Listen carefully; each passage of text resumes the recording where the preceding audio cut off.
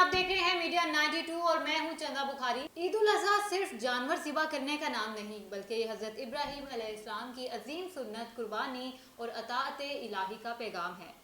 नाज़रीन, कुछ सवालात है मेरे पास। क्या कुर्बानी हर मुसलमान पर वाजिब है? वो साहब हैसियत मुसलमान जिसके पास निसाब के बराबर माल मौजूद हो, इस पर कुर्बानी वाजिब होती है।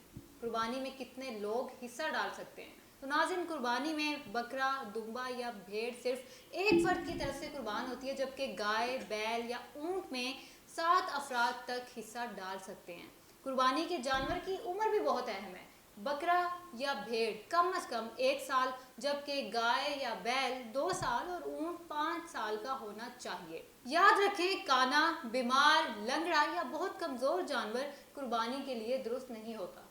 कुर्बानी का वक्त ईद की नमाज के बाद शुरू होता है और 3 दिन यानी 10, 11 और 12 ज़िलहज तक जारी रहता है। गोश्त तकसीम करने का बेहतरीन तरीका भी आपको बताती हूँ कि गोश्त तकसीम करने का बेहतरीन तरीका ये है कि एक हिस्सा अपने घर, एक हिस्सा रिश्तेदारों और दोस्तों के लिए और एक हिस्सा गरीब व मुस्तहिक अफराद के लिए रखा जाता है। कुर्बानी हमें एसार, मोहब्बत, भाईचारे और अल्लाह की रज़ा के लिए अपनी ख्वाहिशात कुर्बान करने का दरस देती है।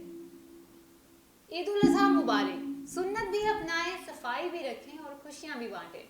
मुझे इजाज़त दें, नेक्स्ट प्रोग्राम में मिलती हूँ, तब तक के लिए अल्लाह हाफ़िज़।